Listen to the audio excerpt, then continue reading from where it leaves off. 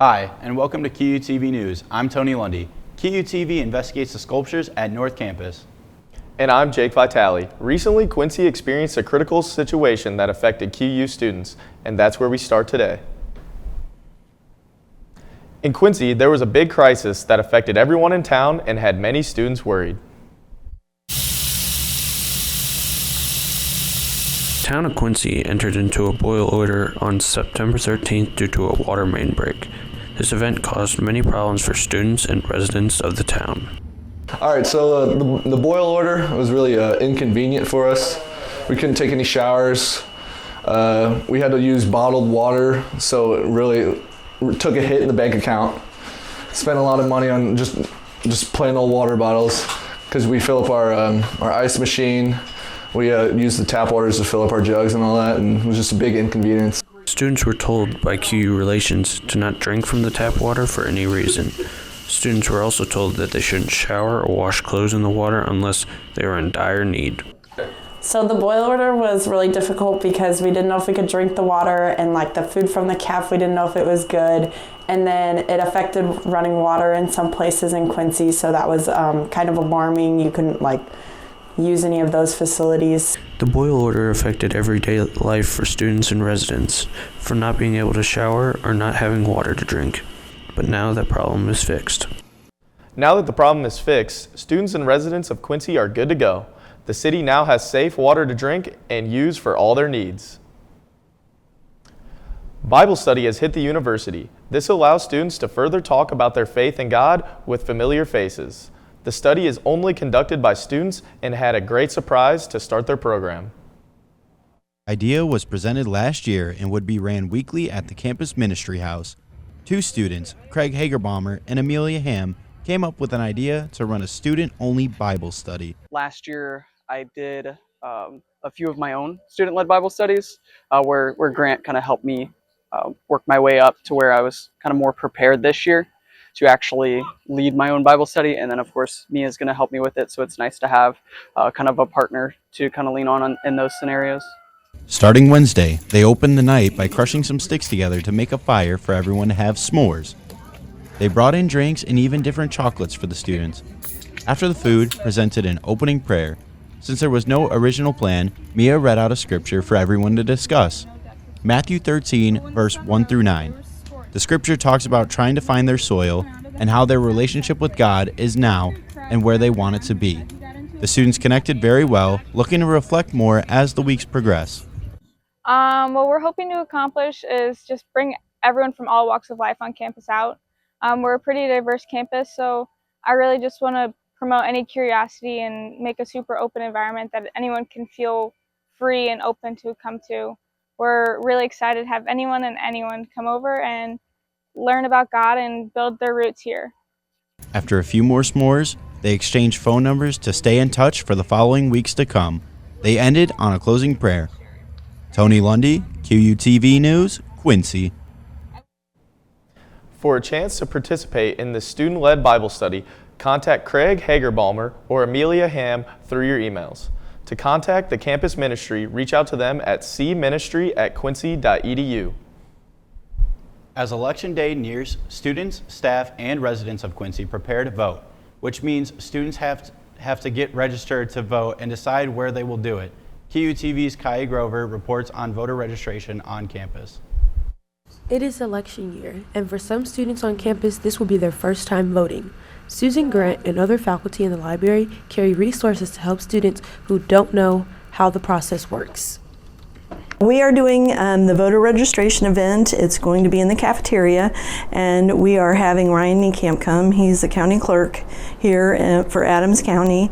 He's going to be here so that we get the paperwork done all at once, and you won't have to go back and forth from the county clerk's office. For some students, it is not their first time voting, but their first time having to register in the state of Illinois. Although there are resources on campus available, there are other routes students take to get registered.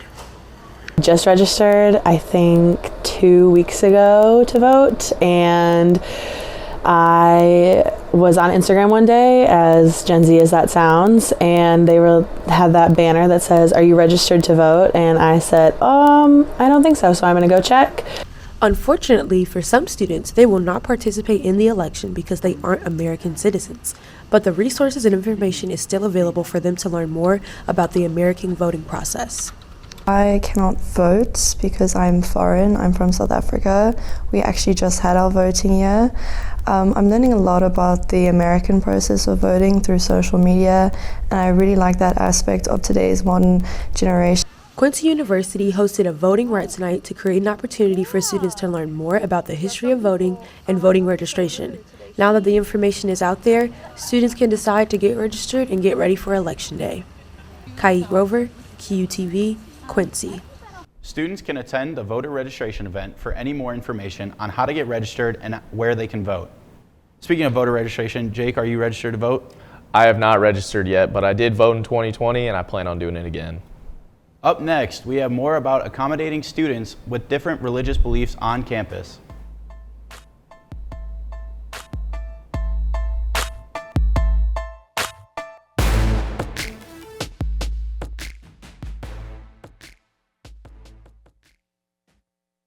Are you looking for a career that combines innovation, problem solving, and creativity? Quincy University's engineering degree program specializes in electrical and mechanical engineering, providing students with a well-rounded education with hands-on experience. We're looking for exceptional engineering graduates with the skills necessary to take on the challenges of today. Let Quincy University help you achieve your goal. Contact us today and we will design a success plan just for you.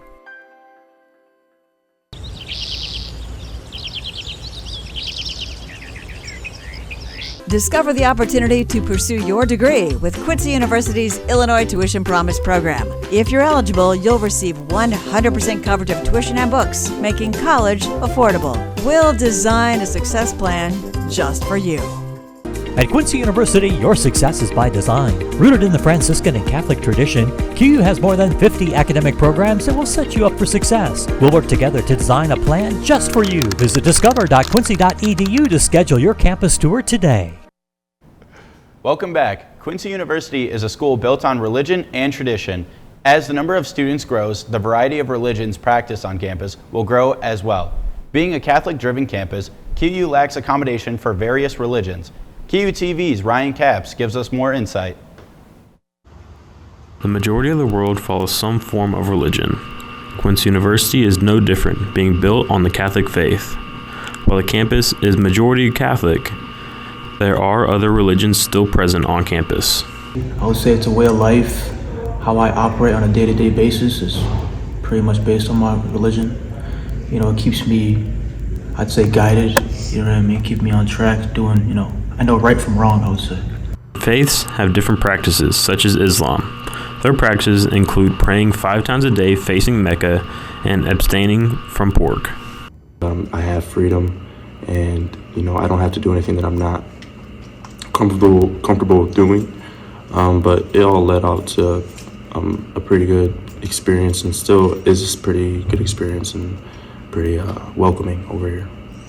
The university has done a good job at making sure Catholics are accommodated for. The struggle is other religions, as Quincy has done little to accommodate for their needs. Ryan Capps, QTV News, Quincy.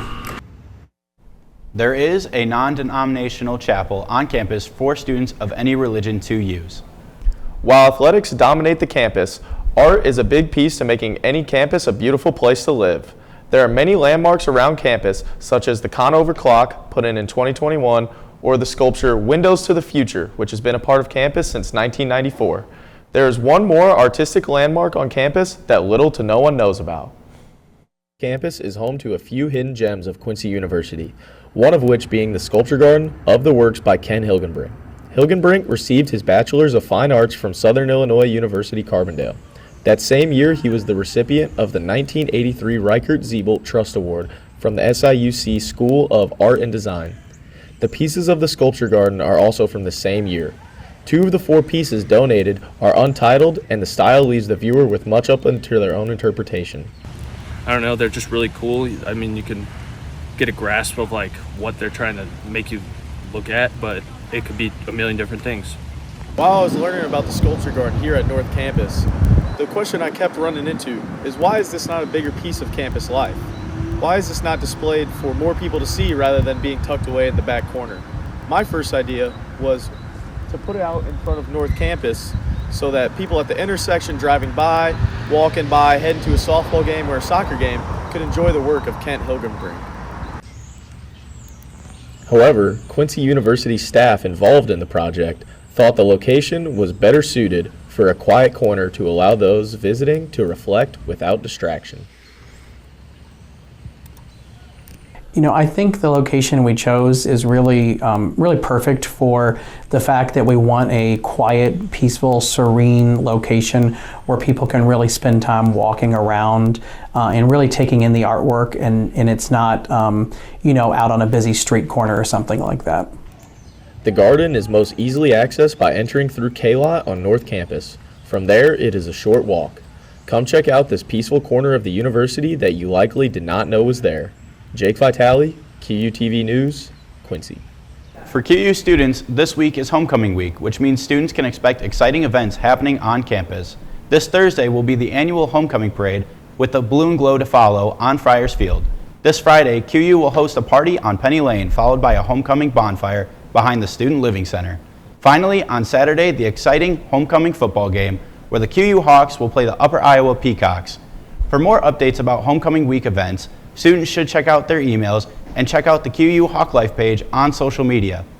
Now, I don't know about you, but I think I'm going to go to the balloon glow this week. What about you? You totally should, especially because I'm going to be there working it. All right, I'll definitely see you there. Good. Hopefully the weather is nice for all the upcoming campus events. Ryan Capps will have more on the weather coming up next.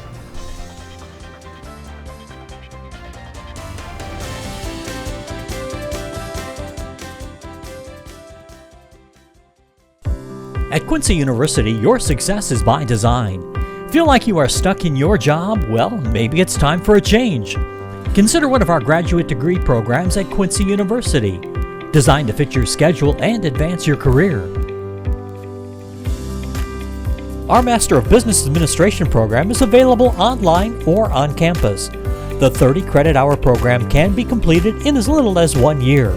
Our MBA program will prepare you for a multitude of positions within all types of organizations. I just was recently promoted to a new position a couple months ago, and I think if I wouldn't have had that advanced degree from QU, I don't know if I would have been as successful in getting that. If you're interested in promotion and higher earning potential, our MBA program is the first step in achieving your goals. Our Master of Science in Education counseling degree will facilitate personal and professional growth. The K-Prep accredited program prepares you for a professional career, working as a counselor in clinical mental health, school counseling, or college student personnel. This program is committed to the development of counselors and giving you the tools you need in a diverse world in which you live and practice. I chose Quincy University, one, because of their values, but one thing that I believe in personally and professionally is being a servant leader, and QU leads with that mission. So that was really an easy fit for me, and it just made sense as far as what I believe, what QU believes, and how they bring that together to impact who they are as an institution.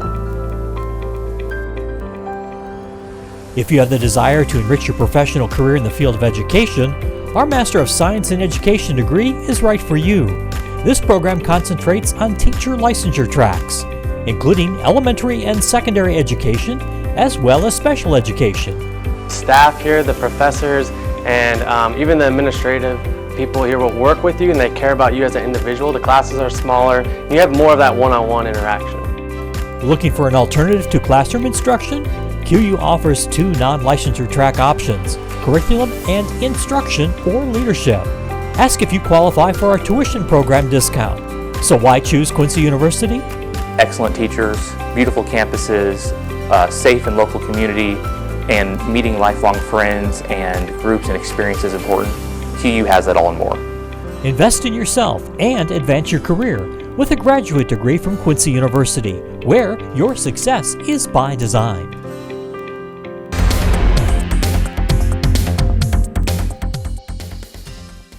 It's been pretty cool and rainy lately. I sure hope those warm and sunny days aren't behind us yet. What do you think, Tony? Yeah, so I really love these sweater weather that we got going on, but I don't like the rain that comes with it. So I'm hoping the sun stays out just a little bit longer. Ryan, what do you got for us? I'll give you a little bit of insight. It's definitely going to be staying out for a little bit longer. But as you knew earlier in this week, it was rainy, it was mucky, just the type of weather that you don't want to be out in, but we had it anyways. But now I think it's safe to say that fall is going to be here, and it's going to be here to stay. As fall is kind of showing its true colors a little bit, but that's always raised the big question on if it's going to be here to stay or not. As you know, in the Midwest, the weather kind of likes to jump around, kind of do its own thing every now and then. But the big impact is going to be weather and how it likes to change things around, as this week is homecoming week for QU. And, you know, we've already had our festivities planned out, but weather has had a big impact on that, on having to move around stuff, such as the painting on Penny Lane. You know, you can't paint when it's raining outside. But today, we've had nice weather so far. It's around 72 right now. So if you want to, you can wear a hoodie or you can just wear a t-shirt. Either way, you're going to be comfortable with its nice, perfect weather with a minimal winds right around that 4 miles an hour. So you're going to be comfortable either way. Heading on into the night, it's going to drop down just a little bit, so you might want to bundle up a little bit more, especially as it gets chillier. You know, the winds not going to be picking up as much, but we're still going to have clear skies. So you're not going to have too many rains to worry about, nothing like that. Just it's going to be a little bit chillier. Heading on into Thursday, the high is going to be 77. So you're still sitting in around that 70 degree mark, which is nice and perfect for the weather. That's what you like to see, where you can kind of dress up any way you like to. But the wind will be picking up a little bit, so you might want to keep that in mind. You know, keep a jacket on hand just in case you want to.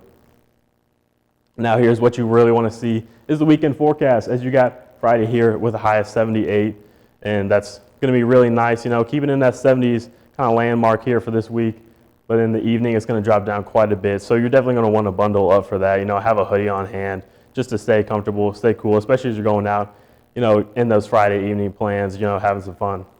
But Saturday, the big game, you know, homecoming game, it's going to be the day that you're looking out for. We're going to have a sunny day. That's what's scheduled on the plan. We're going to want to enjoy that, as it's going to be 78. So you know you're going to be comfortable to enjoy the big game. Now I'm going to step away here so you can see the 7-day forecast. You know, like I've been saying, it's going to be keeping that 70s degree mark all throughout the week. So you know you're going to enjoy that. You know, you don't have to worry about it too much of the rains. I think that's kind of in our rear view mirror right now. But look at Monday there. You're going to have a high of 81. Might want to keep that in mind just as a kind of back thought. But you're going to want to look at those lows as they're starting to get a little bit lower. You know, you might want to start preparing for that as fall's here. But as you know, in the Midwest, fall will lead into winter real quick. So hopefully we can have a little bit of a fall season here. And that's what we have in store for your forecast. Yeah, it seems like we're going to have good enough weather for the football game and even the tailgate that's going to happen beforehand. Oh yeah, it's definitely going to be a big showing. You know, hopefully we have a big crowd out there, as the football team's 2-0 right now. I sure hope so as well. We'll have more on the football game and other fall sports coming up with Tyler Menendez.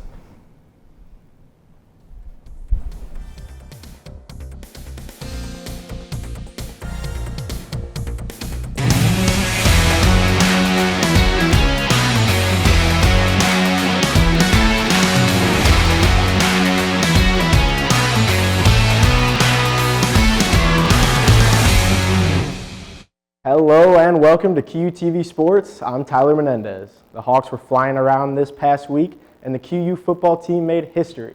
What was that history, you might be asking? Well, the Hawks have not beat Missouri S&T on the road since 1998 until last Saturday. S&T jumped out to a 14-0 lead in the first half thanks to a 30-yard touchdown pass from the arm of Tyler Gioia to Gideon Nabeau and a 4-yard touchdown run from the legs of A.J. Harris. However, that was the end of the story for the Miners, as the Hawks came out different in the second half. Tion Dollard punched in his first score of the night on a 1-yard run in the third quarter. Then early on in the fourth quarter, Drake Davis connected with Cameron Cox on a 20-yard dart. And then to top it all off, Davis marched the Hawks down the field on a 6.5-minute, 12-play, 65-yard drive that finished with a 24-yard touchdown pass to Anthony Gilpin Jr. The Hawks would go on to win this one by a score of 21-14, advancing their record to 2-0 on the season. 21 unanswered is the fashion the Hawks did it in. beating Missouri S&T on the road for the first time since '98. Coach Kilday coming in, making a statement early on in his career as head coach of the Hawks. Their next game will be this coming Saturday at the Rock, where they will host Upper Iowa Peacocks for a homecoming day showdown. Staying on the topic of football, the QU Sprint football team held their home opener this past Saturday. They faced off against St. Mary of the Woods Pomeroys at QU Stadium. The Hawks got on the board first with an 80-yard bomb from Deuce Alloway to Nasir Carson. The game was close going into halftime, being tied up 20-20. However, from there, the Pomeroys would run away with it. Their offense exploded for 236 yards in the second half. Quarterback Jeremiah Toski of the Pomeroys would finish with 348 passing yards and 5 touchdowns, 4 of which came in the second half. While the Hawks could only answer once in the second half on another Alloway to Carson connection, the Pomeroys would end up taking this one 48-26. The Sprint football Hawks will be on the road to Calumet College of St. Joseph next Saturday. Kickoff will be at 5 p.m. Be on the lookout for that as the Hawks are looking for their first win of the season. Switching gears from the gridiron to the court, the QU women's volleyball team has been busy lately as they participated in the Lee University tournament in Cleveland this past Friday and Saturday. The Hawks would split on day one of the tournament, winning their morning match against Embry-Riddle 3-1. And then later that afternoon, the Hawks were handed their first loss of the season. Nova Southeastern stepped up and took down the Big Bad Hawks took 3 out of 4 sets. A few Hawks stood out in day one of the tournament. In game 1, Emma Wingbergen picked up 7 blocks, and Susanna Beretti clocked in 19 kills in that one as well. And despite the loss to NSU, Wingbergen had another 23-kill, 4-block performance. Moving on to Saturday, the Hawks got what they hoped for and came out and won back-to-back matches to wrap up the tournament. In the morning match, the Hawks won all 3 sets and took down North Greenville Trailblazers, sending them into the 4th and final matchup of the tournament, where the Hawks faced off against the host of the tournament, Lee University, where they would win 3 of 4 sets and walk out of the tournament with a 3-1 record. Wingbergen clocked in another 23-kill game against Lee, so keep an ear out for that name for the remainder of the season. The Hawks will kick off their GLVC schedule at home against Maryville.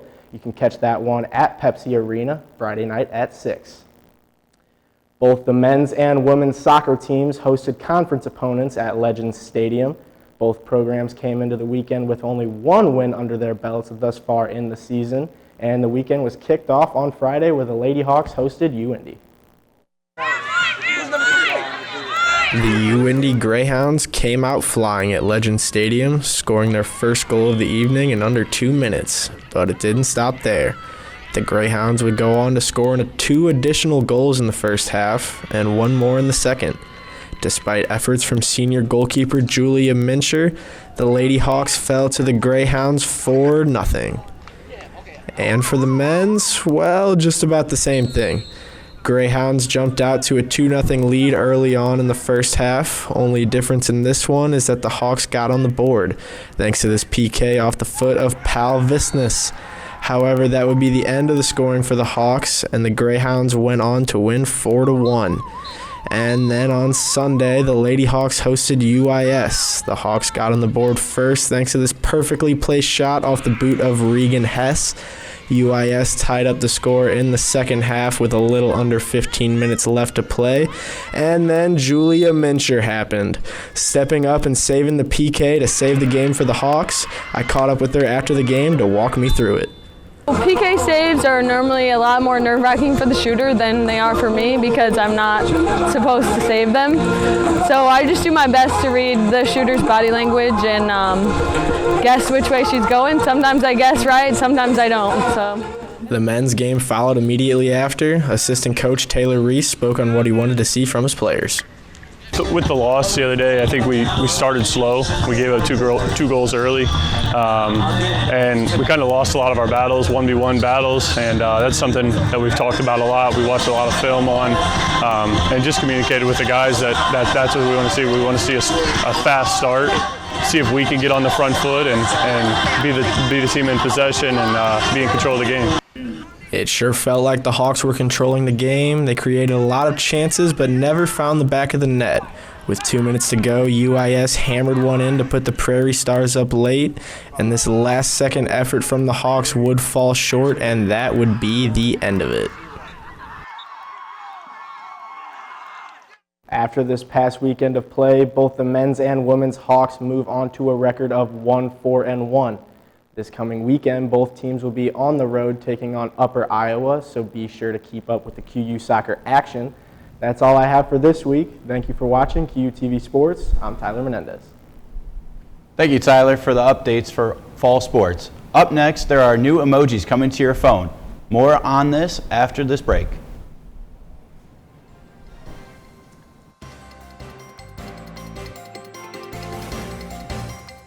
New emojis are coming to smartphones and computers. They include an exhausted face with bags under its eyes and a flag for the remote island on the English Channel called Sark.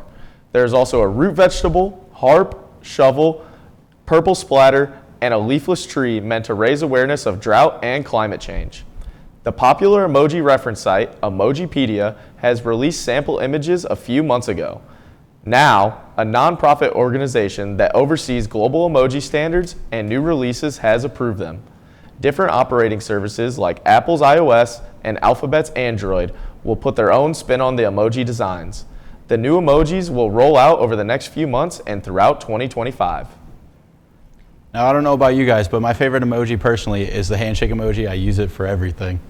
I use that in the same way as I use the salute. I like the new one with the bags under its eyes. That's kind of how I've been feeling waking up this week. Ryan, what's your favorite emoji? Thank you for watching QUTV News and have a great day.